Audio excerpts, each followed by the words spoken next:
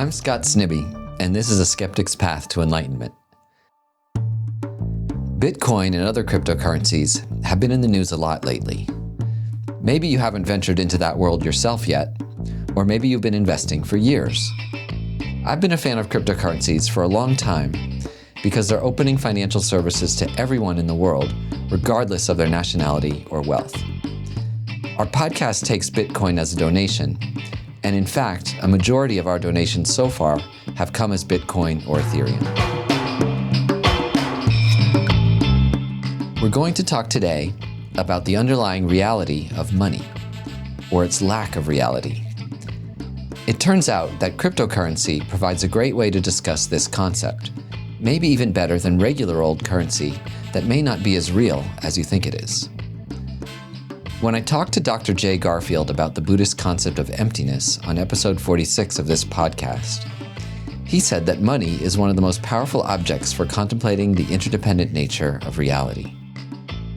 When you search for an inherent dollarness in the piece of paper in your wallet or in your online bank account, you can't find some essential dollarness there. A dollar is an interdependent phenomenon, and the buck doesn't stop anywhere. A dollar exists as a complex matrix of belief that our minds project onto a few bits of matter.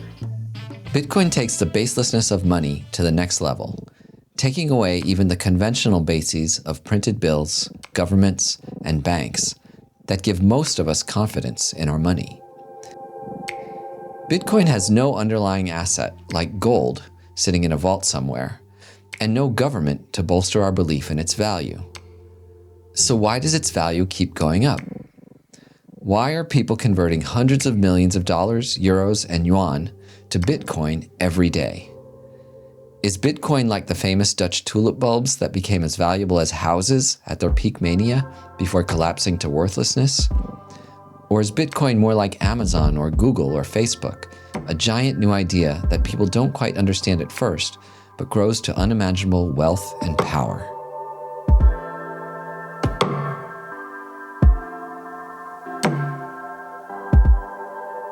One view of Bitcoin's value aligns with the Buddhist view of emptiness. In this view, the baselessness of cryptocurrency may make it a more ideal form of currency than anything ever dreamed of, because its value can grow as big as our imagination. I heard Jesse Powell, the CEO of cryptocurrency trading platform Kraken, talk about this the other day on Bloomberg News. He said, "We won't be measuring the price of Bitcoin in terms of dollars, but in terms of what else you're going to be buying with it, like planets and other solar systems." You could make fun of Jesse for claiming that we're going to be buying solar systems with Bitcoin, but Professor David Catay had this wonderful statement when I interviewed him recently. He said, "The optimists always win." Of course, humanity has had setbacks, and we're far from the perfect society. But when you look at the overall arc of history, like Steven Pinker does in his book The Better Angels of Our Nature, the aggregate movement of society over time is toward more freedom and opportunity and safety, and yes, more wealth. But the purpose of this episode isn't to evangelize cryptos. Instead, I want to use the idea of cryptocurrencies to understand the interdependent nature of money, and by extension, the interdependent nature of reality itself.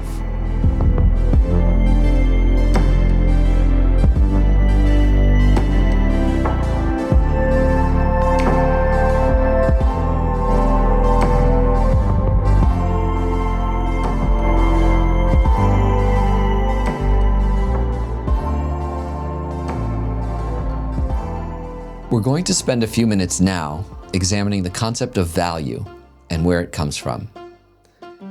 Do a little exercise with me if you like. Take some paper money out of your wallet and lay one of each type of bill out in front of you. Say a $20 bill, a $5 bill, a $1 bill, whatever you've got. Now look at them and ask yourself, what makes one bill worth more than another?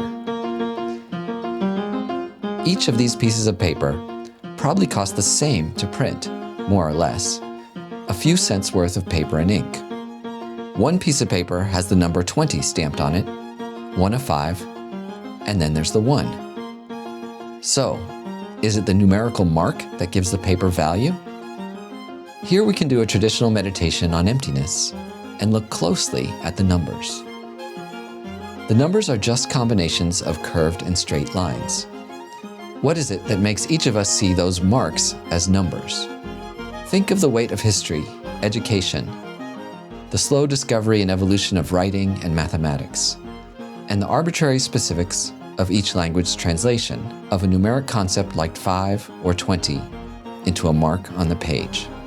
Try, if you can, for a moment, to see the strokes of the number only as graphic marks, without seeing the number 5 or the number 20, the way someone who only knows another written language would, or the way your dog or cat might see that mark. Is it even possible for us to look at those symbols differently? Those marks aren't actually numbers. The concept of the number is wholly in our mind. Try and imagine a fake $20 bill right next to the real one. A really good fake, so good that you can't tell the difference. What gives the legitimate one printed by the US Treasury its value, and what makes the fake one worthless? I really like this question of fakes because it brings up a similar type of object that has questionably high value: great works of art.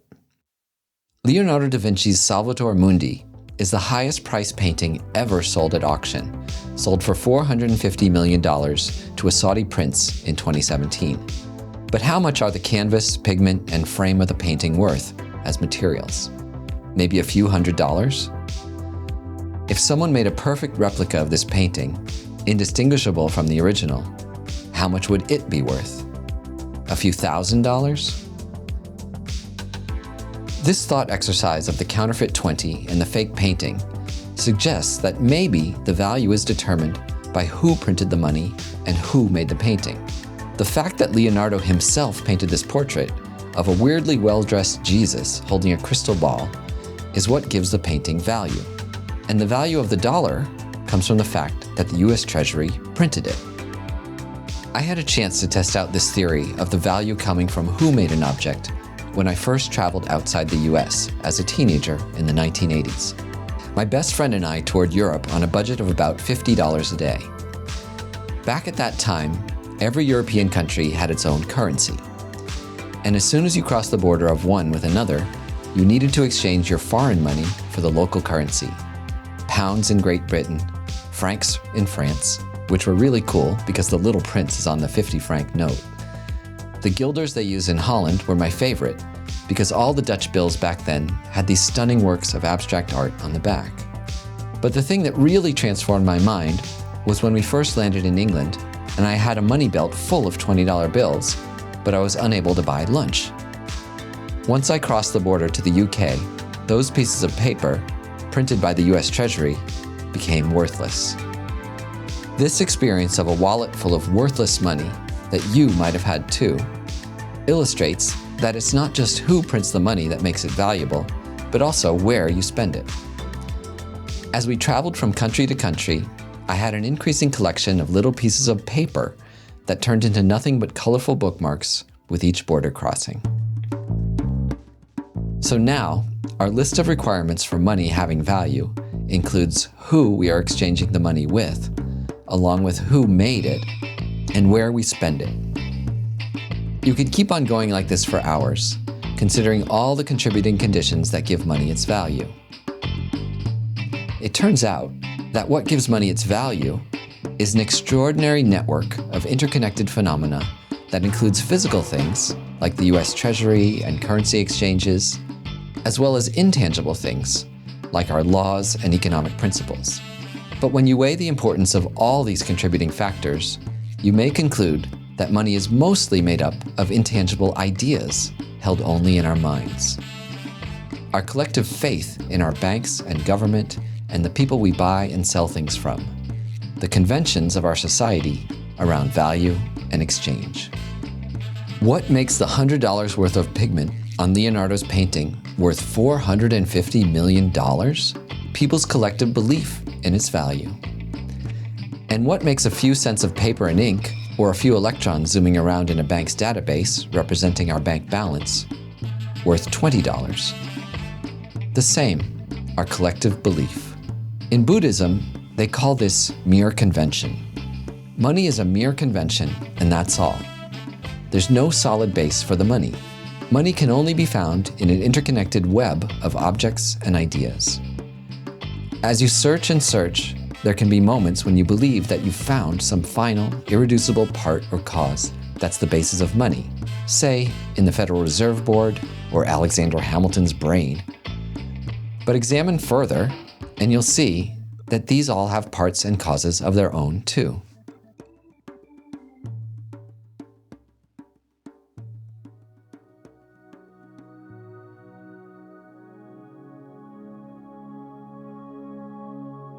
Yet just because we can't locate a primal cause for money or the material basis of money doesn't mean money isn't real.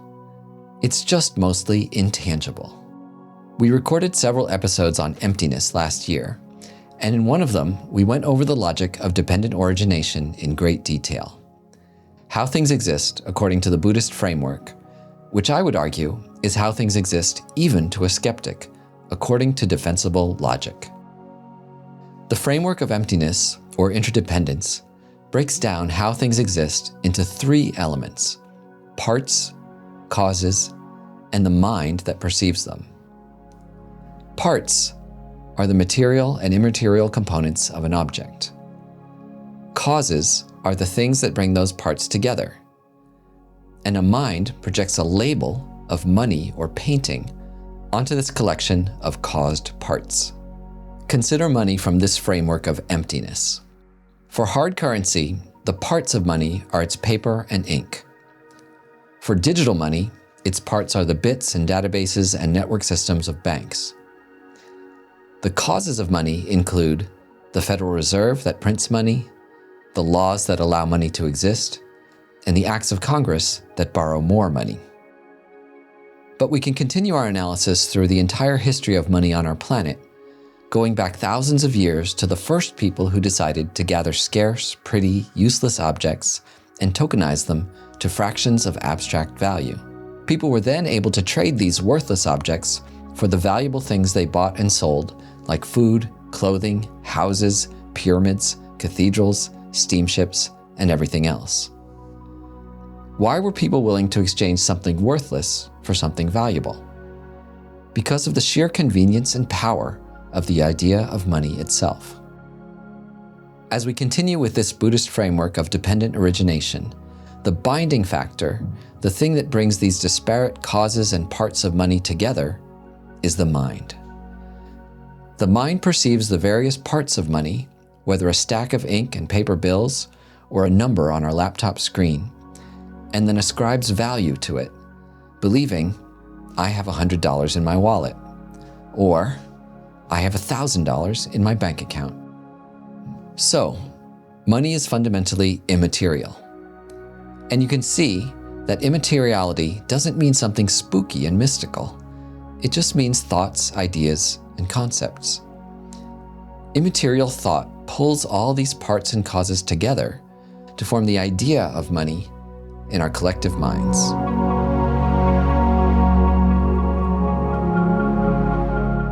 I love talking to people who consider themselves materialists about these ideas, because it's not too hard to convince just about anyone that they believe in the immaterial. We often think that immaterial means something metaphysical, like a soul or a ghost. But math is immaterial. Can you show me a math detector? And love is immaterial. There's no love detector either, and you can't store love in bottles or transmit it as bits. But we all still believe in it. We believe in the immaterial already. We rely on immaterial concepts like math and love to survive and thrive, but these are mostly mental phenomena.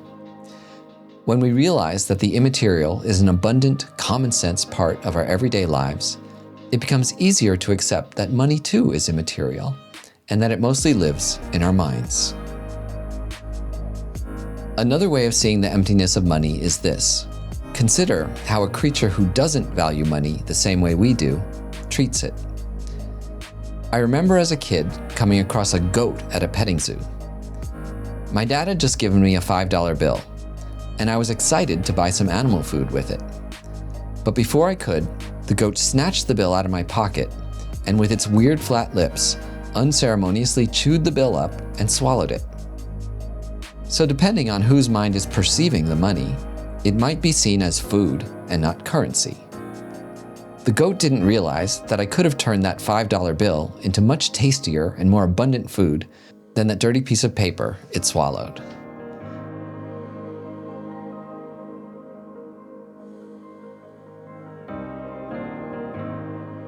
Maybe you've been thinking, wait, there is some backing to our currency, isn't there?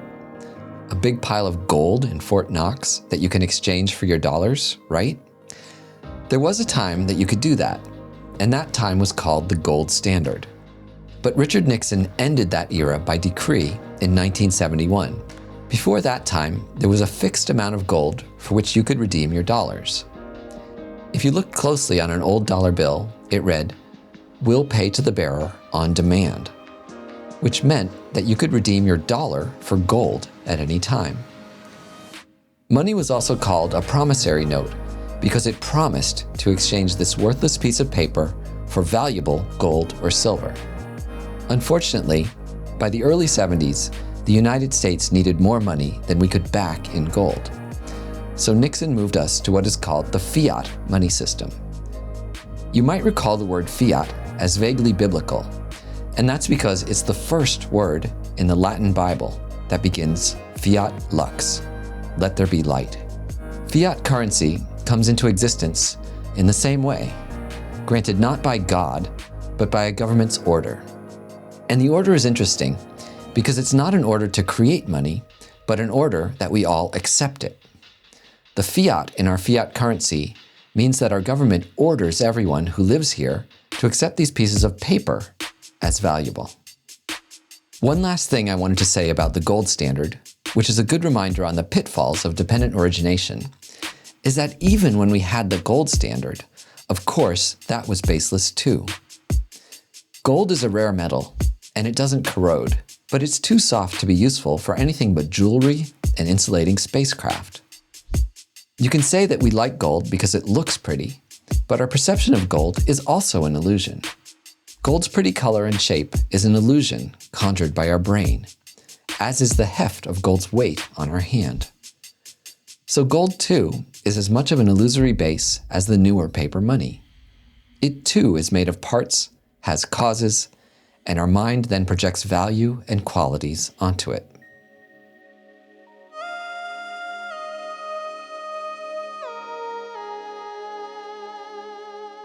We now exist in a world with mostly digital money, rather than physical bills and coins. Whereas the Federal Reserve used to authorize the US Mint to make more physical money by decree, the way digital money gets created by the Fed is actually really freaky when you look at the very top of the money pyramid. When new digital money is minted, there's a computer system at the Fed where someone, ordered by the Fed committee, simply marks up the account, increasing the number of a bank balance, and instantly minting billions or even trillions of digital dollars that didn't exist a second before. This takes the role of the mind to the next level, more direct than our earlier analysis, where someone simply has the idea, hey, let's create $1 trillion more dollars. Then lo and behold, she goes over to a computer and makes it so. Those dollars that were just created are no less real than the ones in your pocket or your bank account.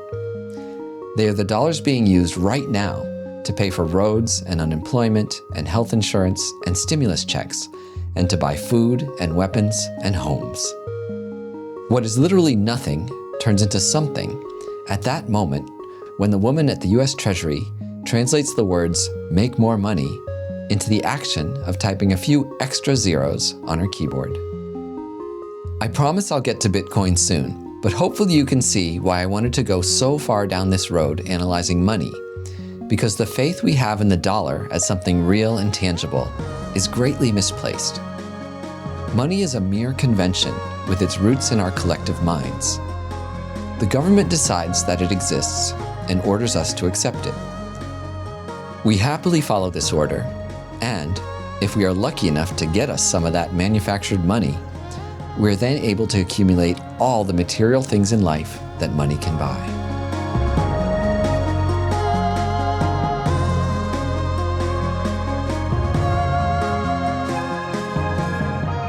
And I'm sorry, but I'm still not totally ready to talk about Bitcoin yet, because I have one other profound thing to discuss, which is fungibility. We try not to use jargon on this podcast, but the word fungibility can't be easily described with other words.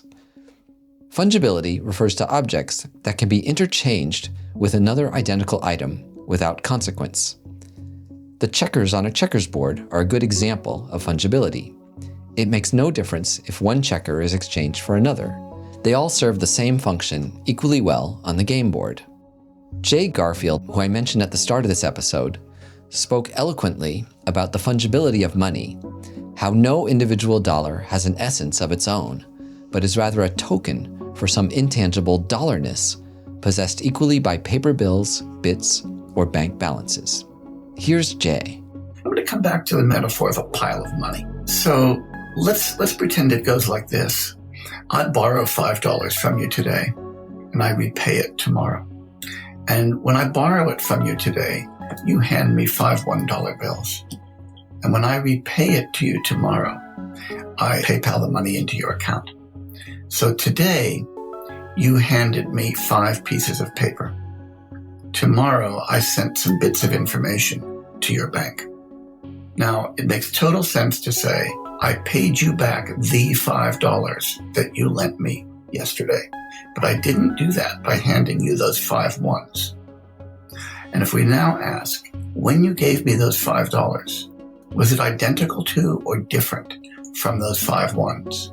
When I paid you back $5, was it identical to or different from the bits that went across the internet? Now notice if we say that they were identical, then you'd have to say that those 5 pieces of paper were identical to bits going across the internet. I mean, after all, if the money's identical to the paper and the money is also identical to the bits, then the bits are identical to the paper. But that's stupid, right? So we don't want to say the money is literally identical. Well, is it different? Did you give me 2 things when you gave me that money? First 5 pieces of paper and then $5? Did I give you 2 things, a bunch of bits of information and $5? No, that's crazy. When you handed me those 5 ones, you gave me $5. When I sent those bits on the way, I gave you $5. So, nor are the money different from those instantiations. Not the same, nor different. Do we want to say that the money somehow is this transcendental thing that owns 5 ones somehow, where the 5 ones own some weird thing? No, we don't want to say that at all. So the money is neither the same nor different. It doesn't possess its instantiation, nor does its instantiation possess it. Now, there's nothing mystical about this. What we want to say is that one of the ways to instantiate $5 is a pile of ones. Another way is a bunch of bits. But $5 occurs at a different level, a different kind of description than the physical. So money is fungible. There's nothing special about a particular dollar. And even more profoundly, when we get to digital money, when we put 20 paper dollars in our bank account and later transfer 20 digital dollars out to pay a bill, it's not the same $20. And it's also not a different $20. The dollars have no individuality at all. It's just the collective notion of $20 that is moving from one place to another. The idea of money is what's moving around, tokenized by different representations in physical or digital form.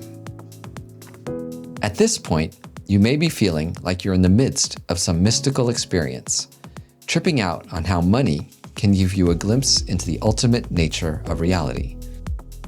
Or you may be freaking out about whether money, and perhaps other important objects and ideas in your life, have any meaning at all. So with such extreme feelings often associated with people crazy about cryptocurrency, it's now the right time to talk about Bitcoin.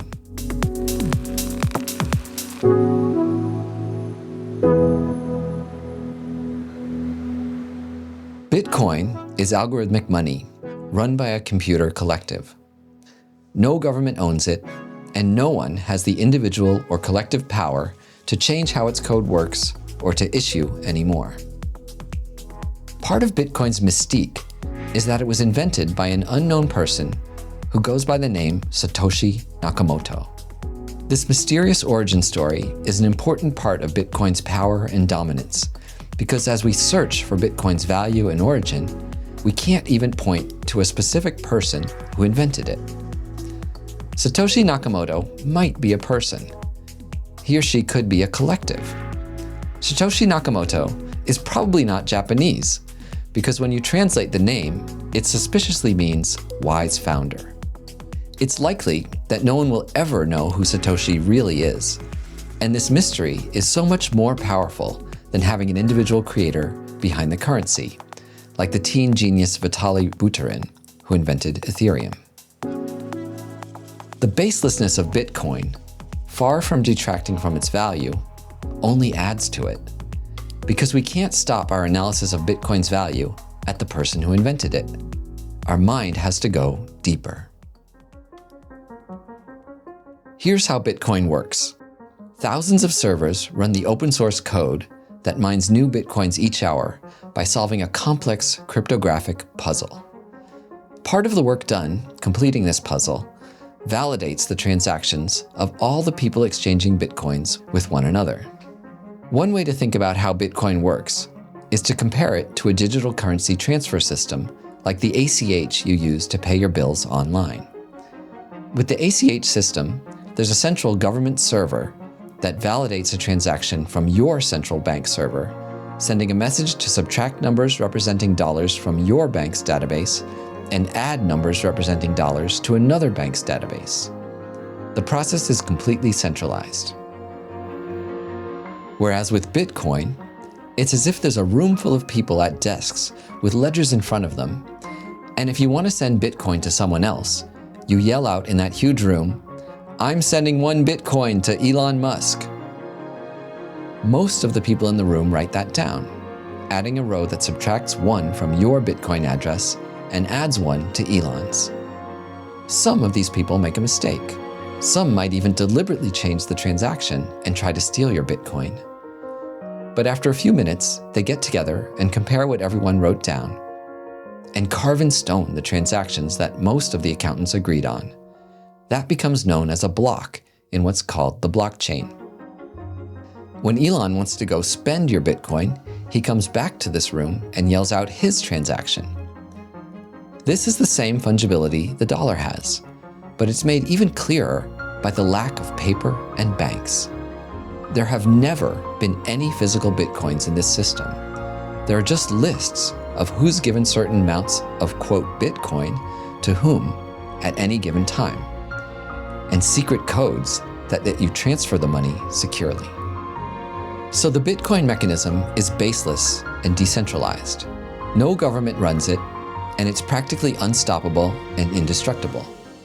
Because as long as there are computers running Bitcoin nodes somewhere on the internet, Bitcoin will continue to exist. There's even a Bitcoin node orbiting Earth right now on the International Space Station. And I bet there will be more in years to come on other satellites and spacecraft. We can imagine Bitcoin outlasting nations or even Earth civilizations, floating around the sun on solar-powered Bitcoin satellites that continue running its code.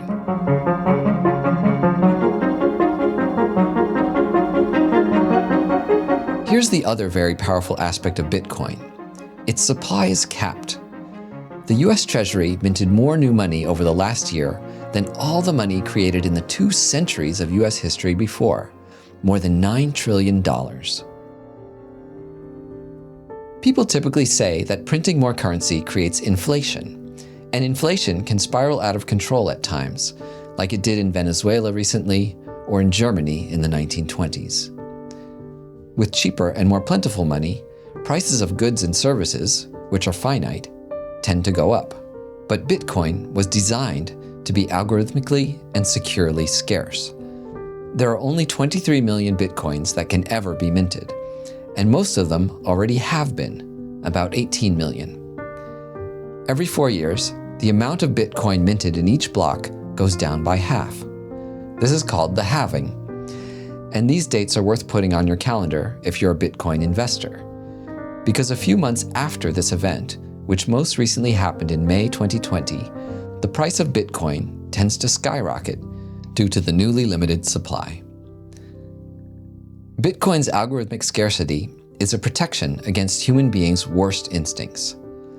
Often, when someone creates something valuable to others, our greedy human instincts drive us to make as much of it as we possibly can. Say there's a company whose stock is popular, like Tesla. When the stock price is high, the company tends to quietly release more of it, profiting on the public interest. But eventually, this increased supply brings down the price of the now more abundant stock. When more currency is created, the same thing happens. Prices eventually go up, and thus each dollar becomes worth a little less. That's why more and more people and companies are buying and holding some Bitcoin in what's called a hedge against inflation. These companies and people are betting that if the dollar goes down, their Bitcoins may continue to hold value or even go up. One of the more entertaining examples of this is that on the day people received their first $1,200 stimulus checks from the government, there was a flood of $1,200 Bitcoin buy transactions as people converted these newly minted dollars into cryptos.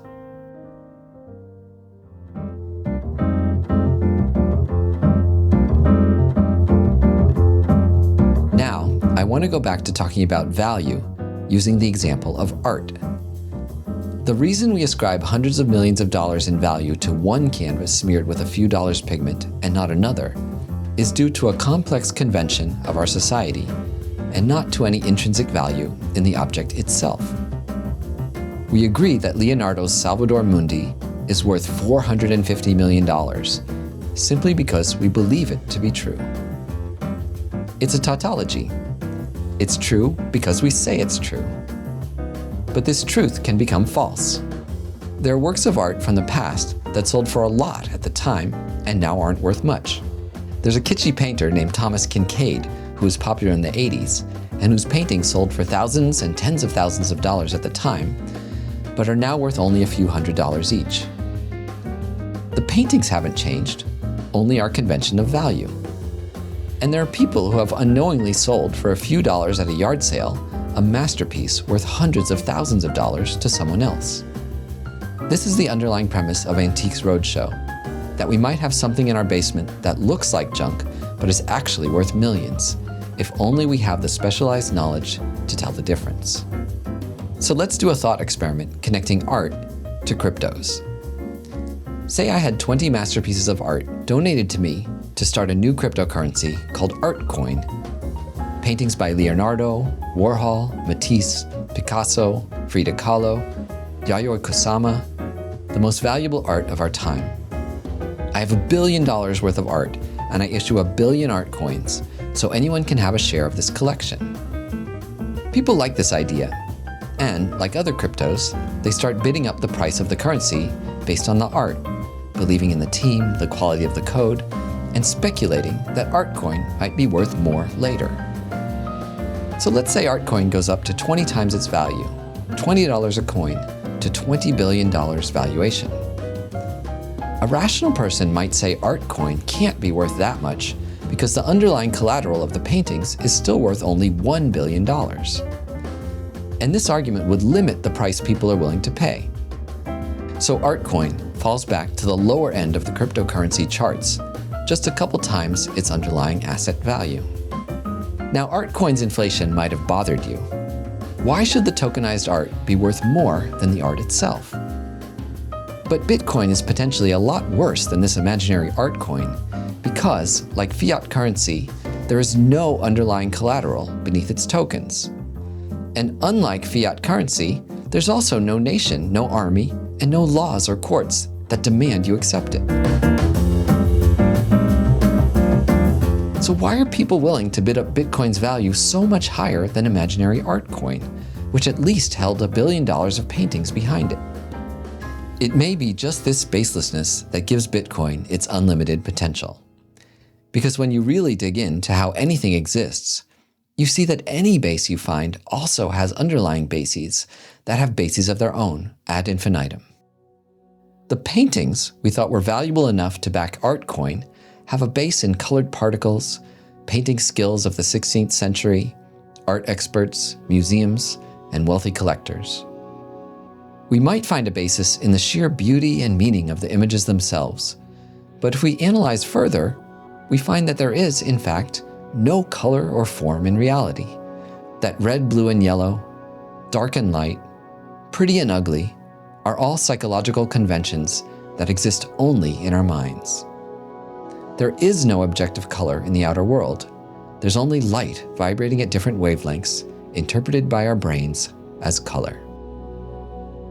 This may make you think of Pink Floyd saying, "It's all in your mind." But that's not wholly true. Even though they're subtle and technically invisible, there are physical bases that we project our ideas onto, down to molecules and atoms and subatomic particles, vibrating wavelengths of energy, and the quantum mysteries of information flitting in and out of existence. Given matter and energy's ability to take any form, and its nature of continuous change, you could argue that conventional reality lies mostly in our minds.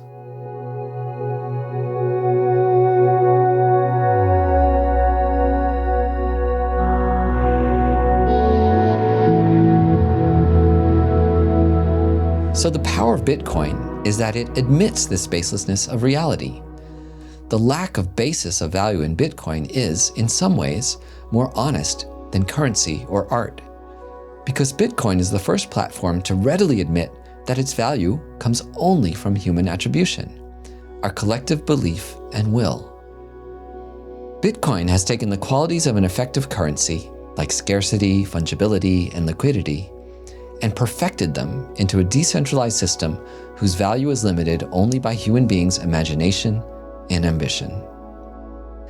Jesse Powell may have sounded to you like a tech bro when he said you'd eventually be able to buy stars and solar systems with Bitcoin. But humanity's potential is very likely limitless, as great physicists like David Deutsch argue in books like The Beginning of Infinity. We mostly talk about our inner potential in this podcast, the limitless potential of our minds and hearts for kindness and compassion and wisdom. But human potential also keeps manifesting in the material world as we gain more control over our environment and create wealth and abundance that start off as mere ideas.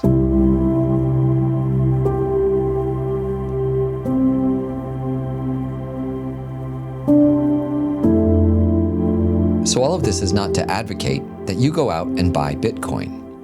But I do think it's worthwhile to meditate on Bitcoin and to meditate on money. Try and find, through mental exploration, the money that you think is in your bank account or your wallet or at the Fed or Congress.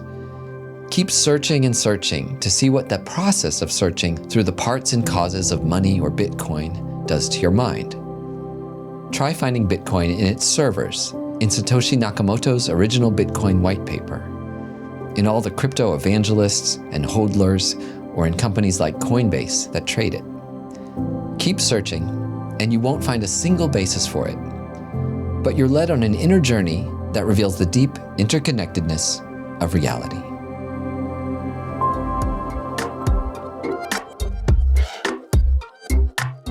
And as a final reminder right now, to take with you out of this episode, the process, the algorithm for doing this meditation on dependent origination is relatively simple. First, think of the object, money or Bitcoin in this case, or anything else. Imagine all its parts in great detail for many minutes if you like: paper, ink, databases, bits, servers, blockchains. And then think about its causes, the way money or Bitcoin is transmitted, manufactured, conceived, ruled. You can go deep on causes, thinking about the fuel being burned, or energy from the sun's nuclear reactions powering the computers, the history of money, laws, computing, society, even the evolution of our species, the birth of life on our planet, the birth of our sun. The analysis of causes goes back as far as you like, even to the Big Bang, even before.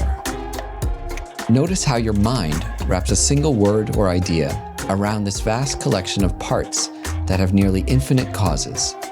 The word dollar, money, or Bitcoin.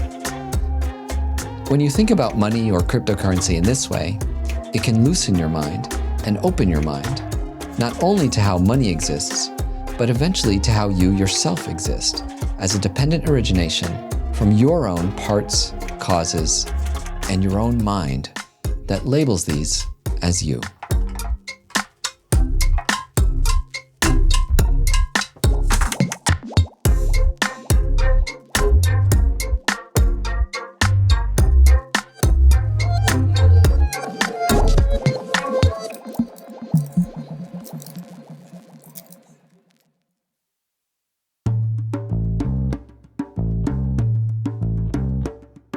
If you enjoyed this episode, please consider making a donation to our podcast.